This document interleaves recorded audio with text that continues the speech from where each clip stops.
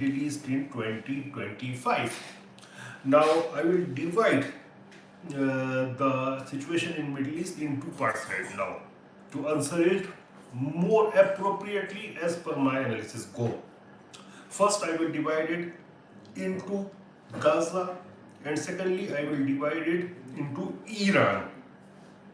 So, as far as Iran is concerned, and the wider Middle East is concerned, you talk about 2025, I will straightforwardly say no. I don't see that peace is coming to the region. As far as Gaza proper is concerned, I will say with a cautious, minimal, or minuscule optimism for a Gaza ceasefire, a temporary kind of ceasefire, and stoppage of bombings for maybe many days to come. But this is also not going to stop permanently. So there is no peace coming to the region. I don't see it coming anytime soon. And why I say so? Let's come to Gaza. As far as Gaza ceasefire is concerned, Prime Minister Netanyahu, he is leading the most hardcore right-wing government with some of the most radical elements of Israeli society right now. So his faith is hanging by, you can say, the mercy of these very right-wing political elements of Israeli society. Plus, he is also having the court cases on corruption charges. So he cannot go for a real peace without their support. And it is very much obvious that President Donald Trump doesn't have power to impose peace.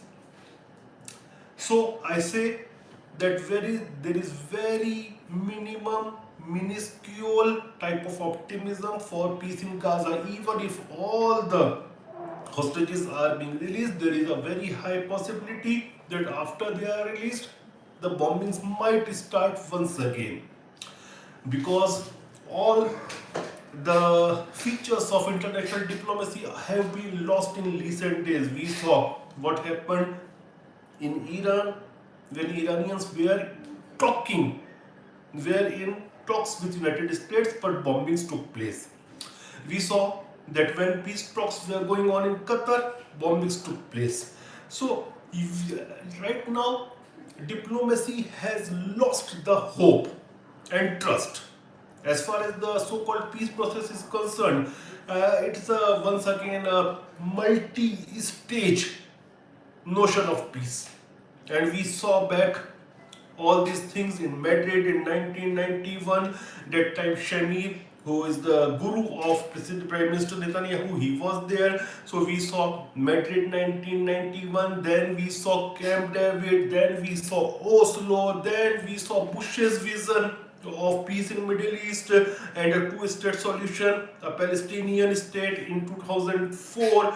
That time Ariel Sharon was there. So we have seen this picture again and again and again and again. So a multi-stage peace will always have multi-stage roadblocks. And when there are roadblocks, you can't have peace.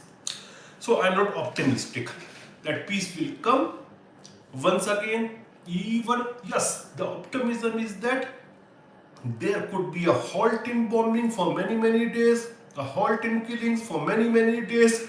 There could be aid coming inside Gaza for the people who are hungry, who are desperate for help. That's all.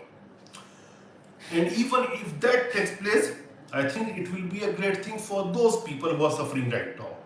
As far as Iran is concerned, what I am seeing right now as the reports are coming, that United States of America is building very heavy air presence there in the region of Gulf, Middle East.